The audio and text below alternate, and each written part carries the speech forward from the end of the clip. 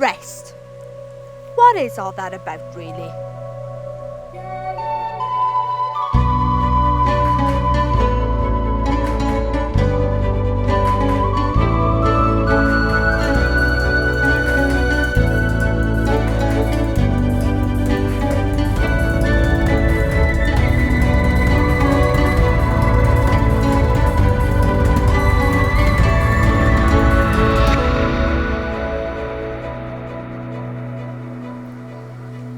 We live in a culture that all too often glorifies busyness and productivity. We are constantly being overwhelmed by deadlines, ever-expanding to-do lists and jam-packed social calendars to the point of mental and physical exhaustion. Somehow, we have taken it upon ourselves to elevate doing over being. In so many ways, what you do has become so much more valuable than who you are. But what has God got to say about that? You shaped me inside and out. You formed me in my mother's womb. I thank you. You are breathtaking. Body and soul, I am marvellously made. What a creation. You know every bone in my body, how I was sculpted from nothing into something. The days of my life all prepared before I'd even lived one day. It's 2020 and our lives seem busier than ever. Our minds are busy, our friends are busy, our social media is full to the brim with pictures about how busy we all are. We've all done it. We've all worn the busy badge at some point or another, because if you're not doing anything, why not? When we overpack and overextend ourselves with piles of different commitments, obligations, responsibilities, sure, we look to be sought after. Important. Accomplished. Research has shown that busyness has even become somewhat of a status symbol nowadays, and this is a far cry from days gone by where folks like economists and sociologists Veblen said things like, conspicuous abstention from labour becomes the conventional mark of superior pecuniary achievement. Translation.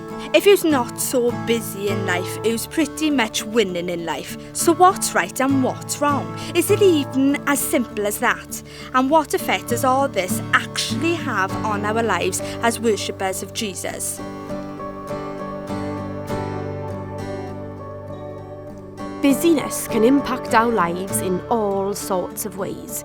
Overdoing it is stressful, and this stress can manifest physically, mentally and emotionally, causing feelings of anxiety, frustration, hopelessness, inadequacy, guilt, incompetency, depression, and the list goes on. Trust me, I've been there myself, and to be honest with you, I still kind of am there sometimes. The 2020 UK Workplace Stress Survey discovered that a whopping great big 79% of British adults in employment frequently experience work-related stress. Now that's a 20% jump from the 2018 survey. And on the back end of that, only 1% reported that they never experience workplace stress. What's going on? And what about the impact of busyness on our physical health? A 2015 study from the Journal of Marketing Research found that people who felt pressed for time often experienced poorer health and lack of sleep. Being constantly on the go can be stressful, and how this stress manifests in our lives can also paint how we approach the Father in worship. Many of these problems that are accumulated through stress can also be a considerable drain on our resources, not only physically and emotionally, but also socially and financially. This is across the board, folks. But the good news is that Jesus knows. He sees you, he sees me, he sees it all. It often seems that in this busy world, our ego is nourished more than our identity. It can be like a grinding machine out there, folks, and there is real contention between the questions of what you do versus who you are. Ladies and gentlemen, this is the long-expected standoff between what and who, interrogatives that have been battling one another for the limelight for eons. What do you do? Can you do? Will you do? What do you do? Can you do? Will you do next? What do you do? Can you do? Will you do then? And then the whole process pretty much starts again. So I'll reel off some answers for you, my friend. I write right now, for that is the right thing to do. I'm a wife and a teacher and a speech therapist too. I cook and clean, read books and dream dreams, and sometimes, although not all the time, I sigh between answering these questions, you see. The thing is, I recently quit my job. And now, for the first time ever, I don't really do a lot. I dread the what question coming my way. Writing poems with Jesus is what I really want to say, but I guess that don't put food on the table. So instead, I stumble through a series of self-justifications and long-winded explanations to people who are simply making polite conversation. I'm praying for a revelation when suddenly, who comes my way? Who are you? Whose are you? Who will you be? Who are you? Whose are you? Who will you be next? Who are you? Whose are you? Who will you be then? And the whole process starts with words from a friend. Who am I? I am who the I am says I am. I'm a curiosity, crafting, religion, relaxing, accel, actuating, verb, vibrating, soul, shaping, illumination, illustrating, hymn, humming, praise, pumping, joy, jumping, bliss, bubbling, fire, feeding, love, loving, day, dreaming, earth, earthing, word, whirring, table turning, hand turning, universe unfurling, daughter of the king. And so in the what versus who standoff, it's blatant which one wins. One is temporal, the other eternal. One is fact, the other is truth. One is wrapped up in me, the other is wrapped up in him. So when are we all going to start asking and answering the right questions, my friends? I think the question of what versus who is kind of an understated area of exploration, really, in our lives as people of faith, especially mine. And the what question and the inspiration behind that particular poem, and the reason why I'm sitting here now, is because the what question gets too much lip service. The what overrides the who, trumps the who every time in the world. But we're not here to serve what. And as a person, historically, I've been all about the do. I've been all about the what. What are you doing? What am I doing, you know? To a point where it's all consuming.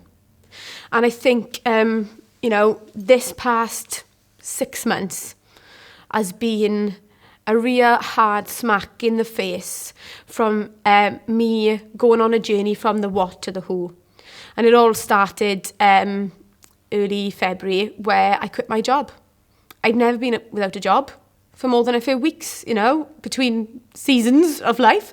I'm the type of person who would have 5 jobs at one time, be studying full time, have a heck of a social life, all things to all people, super productive.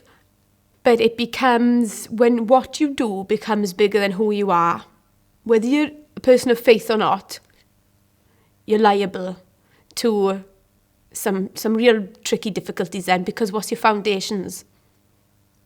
A what? An action. Whereas God, he calls you son, he calls you daughter, and as people of faith, or if you're not people of faith, this isn't just a message for a Christian. Who are you, really? Who are you? And the whole point of, so I'm a perfectionist by trade. I'm a perfectionist, or I was a perfectionist. I believe I'm healed, but it's a flipping step at a time. But a perfectionist, you know one. Well, you either know one because it's really obvious and everybody knows it, or if you find a real good one, you'll never know. You'll never flipping know that they're a perfectionist, because they're spinning all these plates and they're a pro at it. And you get a kick out of it. If you do that night after night, year after year, burnout, mental health issues, pressure, So after I quit my job in a lovely place with lovely people, And I thought, I'll just have a few weeks and then I'll apply for something else. Plenty of jobs out there. Lo and behold, COVID. And since then, and to now, I'm still not working. And it's like, when something is just like a bad taste, I can't stand it. What do I think I am? If I'm not working, who am I? Where's my worth? And it was almost like God was like, hello, I've been here since before the foundations of the universe. So that brought up the question of who. In a world full of what's and busy, the who, with that identity, has brought to me an investigation into rest, which is what this whole episode is about. So I don't know if you know the singer Godfrey Birtle. You love a bit of Godfrey. And he's got a song that I've been listening to over and over the past few months. And it's called The Unforced Rhythms of Grace. And there's a line in it where he goes, be still and know your efforts aren't necessary. Be still and know that this rest is your testimony. But for a perfectionist and a lifelong doer and lover of productivity, rest is like, I remember my parents would say things like, we're just resting, we're just content. And I remember being like, I don't understand that piece of vocabulary. But certainly for me, my greatest test is learning to rest. God rested on the seventh day. He was resting. He built in rest as a culture. And we came along and we've just taken rest as something, as I said, that you do when you go on holiday or if you've got 2 minutes. But it's a posture of the heart. And now, for me, God didn't tell me to go back to work. It was almost like I know what God is saying. I'm filling out these forms. I've sent an email, dear sir or madam. And all through it, God is going, but I didn't tell you to do that. I love you. It's not a judgment. Didn't feel God's wrath. It was that still small voice saying, it's okay if you can do this. Of course you can go back to it, but hold on. And I wrote a poem, actually, loads of poems in this season about identity. And there was one, I can't remember exactly, but it goes something like, he asked me to do nothing when all I wanted to do was something. Can I trust someone to be my everything when all my things are stripped away? When I've got nothing. Can I put my full trust? And it's such an act of faith. And it's something, I don't even want to talk about it. The guys know, but this morning I had a huge panic attack. I can't, just gripped with fear because to admit that I'm not doing anything and that whole thing of what people are going to think. And God's like, simmer down, cancel the noise out. It don't matter what they think or what they do. Good for them. This is what I'm saying. You are a daughter. Jesus said, preach the gospel in all nations, Jerusalem, Judea, Samaria, and all the outermost parts of the world. Jerusalem is you. If you can't preach it to you, if I can't walk in a path of liberty, where I know in my identity, where I know in the who, how can I tell? I work with young people in the church with the youth. What gives me the right, the authority, if I don't even know it myself? It's about the who. And I think that the Lord is wanting to shift cultures at this time. Now, the culture of doing, I see it on my family. I see it on my friends. And it's like a bad smell. I was praying this morning, I just saw like a bog on the earth. And it's not an honouring culture. It's not a heavenly culture. The culture of do is like a disease, and we've become infested with it as followers of Christ, some of us. We've all been susceptible to it because it overpowers the globe. And I'm so thankful to God. I mean, my husband has been absolutely amazing. The grace on that man. Whatever God is saying to you, I'm with you, I'm for you, I got grace for you. Now, am I saying everybody should watch this and go and quit their jobs? And I'm not saying that. But what I'm saying is it's time for us to challenge the disease of do, and be prepare to be inoculated with the great grace and great blessing and great worth found in who we are. I remember Ray, you said once, he posted on Facebook a long time ago, you can be called reverend, doctor, minister, whoever, but we all know at the end of the day when you go home, you'll be known as schnookums. And really trying to debunk these titles we give ourselves. The greatest title you can ever wear, badge. The greatest badge you can ever wear is as a son or daughter of the Most High. We're all sons and daughters, and that's what matters. So when we posture our hearts in a place of who, rest becomes easier because you know that my efforts aren't necessary. And God gives you a purpose. God gives you a what. In the who, there's freedom. So I think that rest as a daily walk, as a posture of the heart, as a posture of the spirit, even when you're working, it starts with intimacy with the Lord. And my greatest challenge now, because this is a working testimony, I'm not suddenly sitting here, I don't feel very restful today, but my greatest part isn't over because now lockdown is starting to ease. So I've had messages of people wanting to meet and stuff. I got to rein myself in because I will make busy a thing for anything, even meeting and socialising. As they say, old habits die hard. And I think the whole world is in this pattern of busy and what and doing, and it's hard, but I'm doing what God's given me to do, which to be honest is nothing. And yeah, I'm Katie and I'm nothing, but to Jesus I'm everything, and that's what matters. Preparing this episode was a real wake-up call for me on a personal level. Throughout the various stages of production, I had a flippin' awful time as some of the reality of the things I had researched and had been thinking about began to sink in. The Lord gently showed me that busyness was a form of bondage and restriction, one that I had built my whole life around. I had used busyness as a tool for measuring my success and worth as a person. Every time I completed a task, I felt pretty good, so I did it again and again. I would constantly look for ways to occupy myself and would somehow up the ante every time in order to feel satisfied. I felt a compulsion to continually engage in this behaviour that ultimately became my default, fooling everyone, including myself. My name's Katie and I'm addicted to busyness. But my Heavenly Father, in His great mercy, has provided space in my life for me to recover, to understand who I am in Him, to enter His rest and to invite others to do the same. Now, Katie is just at the start of this journey, and I have a feeling the Worship Fete Gang will revisit this topic in the future.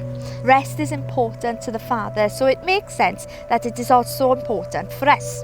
So whether rest means doing less or changing your mindset, or perhaps a bit of both, accept the invitation available to you today to enter the Father's loving arms for some sweet, sweet rest.